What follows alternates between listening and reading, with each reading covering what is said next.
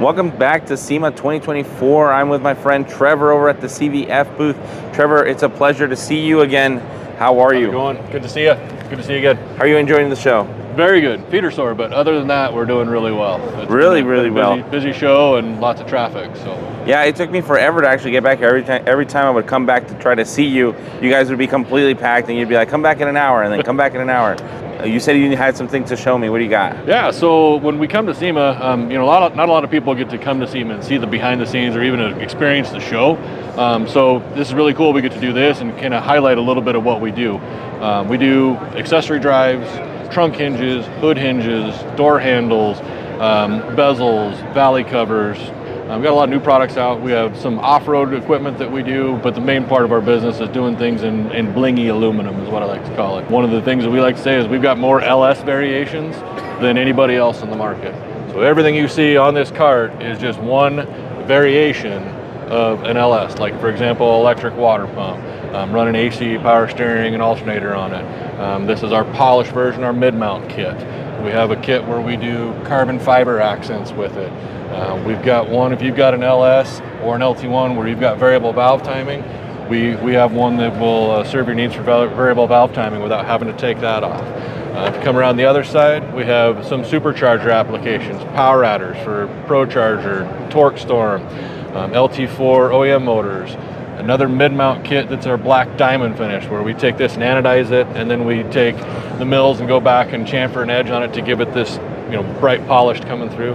This is our high mount LS kit that brings everything up and in. And then again, we have some other power adder kits that come onto it, as well as doing like a 671 or 871 blower drive in an LS variation. That's this guy right here, right? Yep. Okay, why do we need this big old thing? You're gonna run a cog drive off of here that's gonna come up in front of this and get your root style supercharger over here and come back down. So we have to move all this stuff out and push it back so that we can have room for your big blower stack coming in and be able to drive it off the front of your crank pulley. Okay, really cool. What else you got? So one of the new things that we introduced this year was our Reaper line of kits. So this is our new foray this year for our new line of Serpentine systems, and we've always been a direct consumer model and hit certain price points, and we had a lot of requests for something that was elevated from what we had been doing. And so if you look at this, we have a lot more machine work that comes in onto the accessory drive and all individual pulleys and brackets and covers. On top of that, with this kit, you're now going to get all stainless steel hardware through all of the bolts. You're going to get aluminum spacers instead of a mixture of zinc plated and aluminum for where they fit. In addition to that, you have a clockable tensioner that can clock in 3 different positions that helps you for ease of installation with a belt going on, or if you're on the side of the road and you break a belt. Some of these belts can be hard to find in different lengths, and so it gives you more variance in your belt lengths to be able to find the right belt that you need if you're on the road or something. One of the beauties of this kit is if you're running alternator and power steering and you're not doing AC, but you think you might want to do it in the future at some point, we take the compressor out and we put in an idler wheel and run that. Done deal, huh? Doesn't change the belt length, doesn't do anything. You want to add AC 5 years down the road, grab your compressor manifold from us, pop that out, put the compressor in, don't even change the belt length. All right, really cool. All right, before we move on, Trevor, I got a few questions for you, and please indulge me a little bit. This alternator, it's all set up to match your entire kit, but I have a question, and it looks very similar to a alternator that you could probably get at a parts store. So in an emergency situation, let's say you're out on a road trip or whatever, and your CVF alternator goes out, maybe you won't be able to get the polished, the nice looking one, but would you be able to get at least a replacement to get you home? Yes, so the big thing with GM alternators, and I know a lot of guys will come out and want to correct me on different things, but as a general whole, you have the 10 and 12 SI case alternators, and you have CS130 alternators, which a lot of us use, and there's more, the CS144s and stuff like that. What we use in these kits is going to be a CS130 based alternator, and there's a couple different variations. The one that we use has 612 mounting, and they're 6.6 inches from center to center. Now, ironically, that is the same distance as what a 10 and 12 SI case alternator is. So when you're looking at this is going to be more later model, like 85 Corvette and stuff like that, alternators for these. We made them this way because the 10 and 12 SI alternators are usually more readily available, that if you need one in a pinch, as long as there's enough room here to get that bigger case alternator in there, it will bolt in, and it's the same offset from the front, so you can get home to where you need to go if your alternator goes out on the road. A lot of parts stores will carry some kind of a alternator to get that in there, or they can usually have it like by the next day. But the big thing is getting one that's 612 mounting, and they're 6.6 inches was a pretty standard GM option for those alternators. Okay, and is that a similar situation with the power steering pumps? Yeah, so the power steering pumps, a lot of guys will call these like the Sunbird pump, but they're a GM Type 2 pump, or some guys will call them a TC series pump.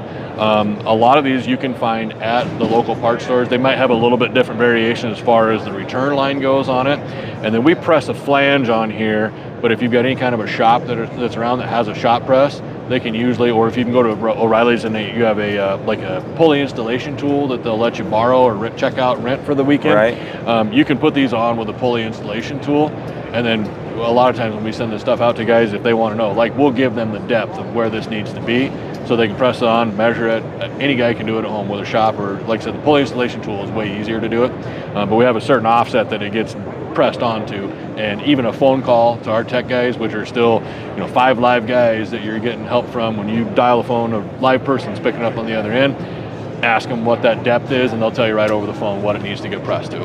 Right, so heaven forbid any of this happens to anybody on a road trip, because that's probably their number one nightmare. But it's a little bit more reassuring to know that if something does happen, if they hit a cow on the way home and they break the alternator or something, that they have at least an option that they can work through to get home. Yeah, for sure. And if you're going to a big show, like a Good Guys event or an NSRA event or something like that, Power Tour, LS Fest, those kind of things, the hot rod community is fantastic. Like somebody probably has a spare for one sitting there you'll do, but if you need to get into a pinch, a lot of the part stores will have something there to help you out. Are those the hinges that you were talking about? Yes, sir. So we do billet hood hinges, and right now we have probably 15 different vehicles that we can do hood hinges for, and probably another 8 that we can do trunk hinges for.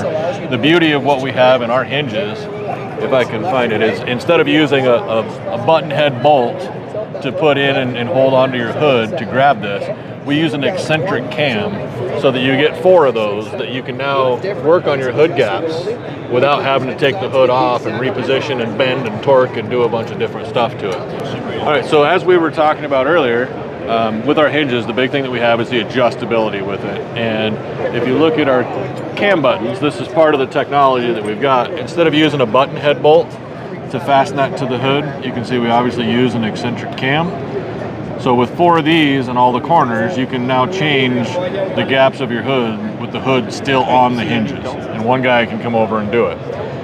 The other part of this that's really interesting in the adjustment is if you look at this, you've got a set screw right here that comes down onto your bolt, and you got the same thing up here. So the days of having to hold your mouth just right in order to adjust the base of a hinge bracket is gone.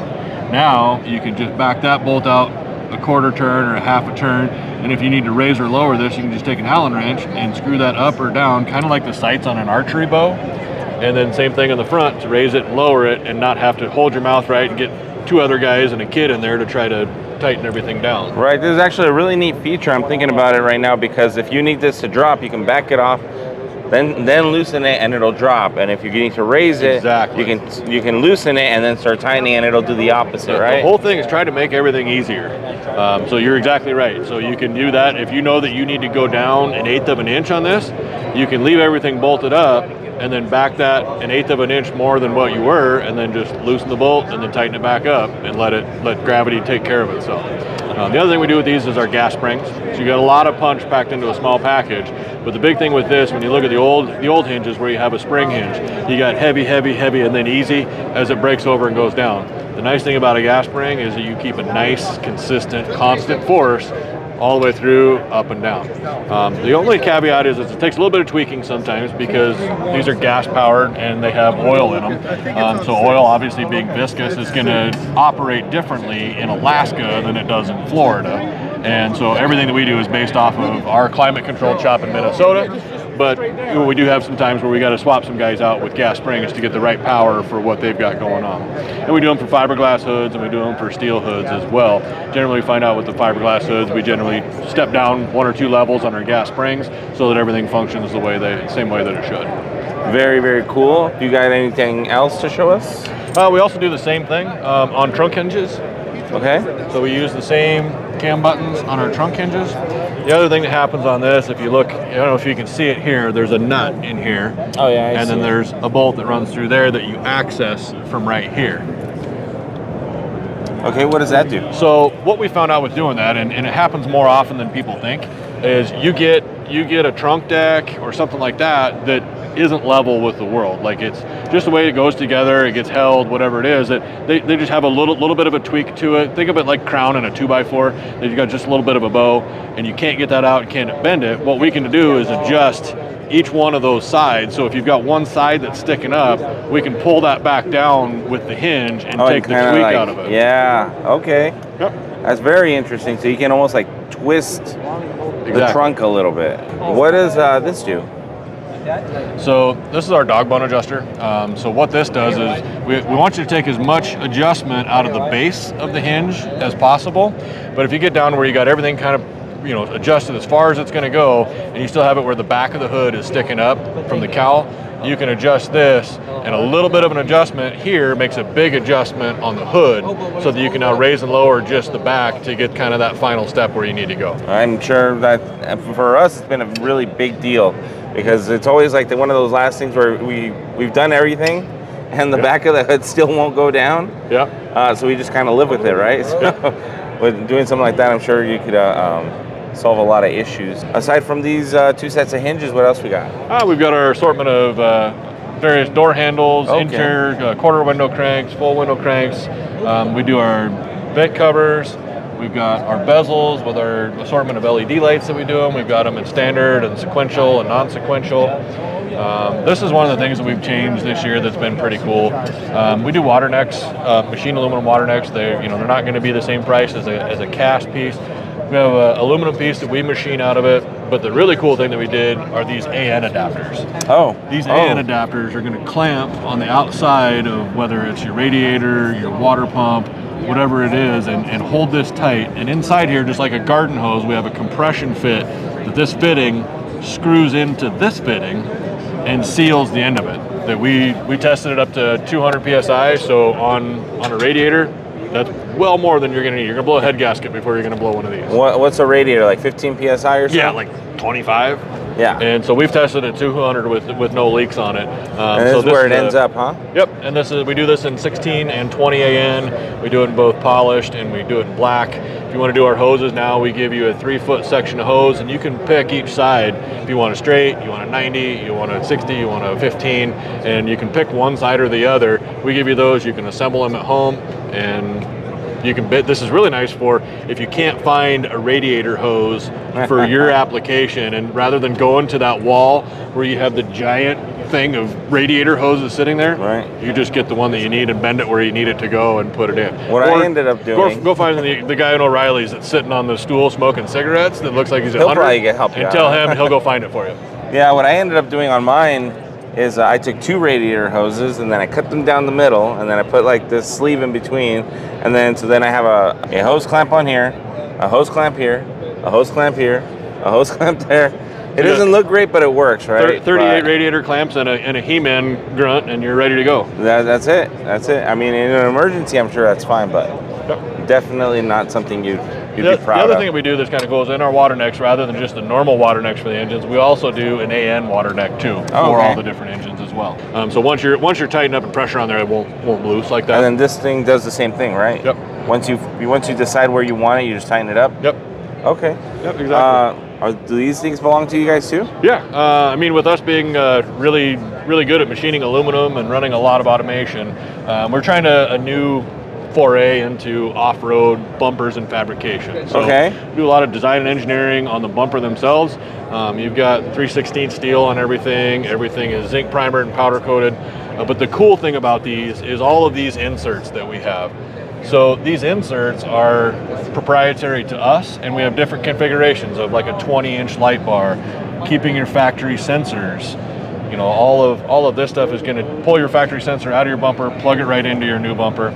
Even with Fords, we keep your adaptive cruise control in almost the same factory location, so you don't have any cross-wired, haywire stuff going on.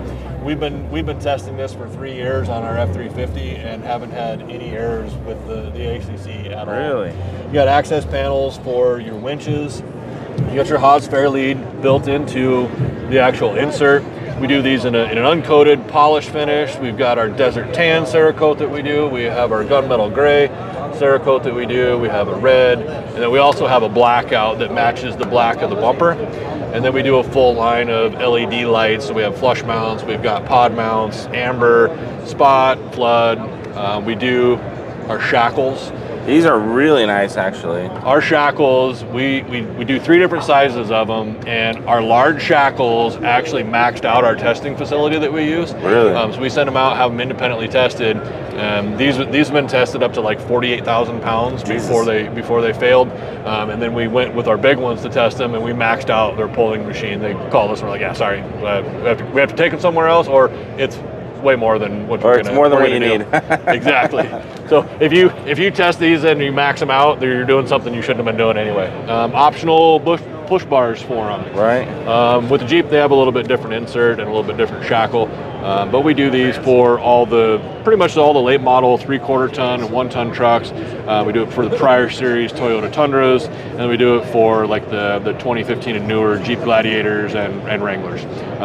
Looking for next year, you're going to have probably a tire carrier coming out for the Broncos and the Wranglers that will carry up to a 44-inch tire. The last thing we have for it, we already talked about the shackles, is going to be our winches. We do full-on winches now. Three different winches, and trying to make it as easy as we can for the customer. We have a 3,500, we have a 5,000 pound winch, and we have a 12,000 pound winch.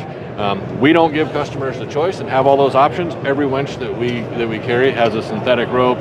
You get the carabiner clip with it, and then they're all wireless remotes as well. All right, so that was again Trevor from CVF. He gave you guys the whole tour. He actually gave you guys a better tour than he gave me. So be grateful for that, Trevor. It's a pleasure. Thank you very much. Thanks for coming out. Everybody watching at home, thanks for coming and seeing us. Maybe come and try and see us in person next time. All right. I hope they do. All right. Thanks a lot. I'll see you later, Trevor. Have a good one. You too.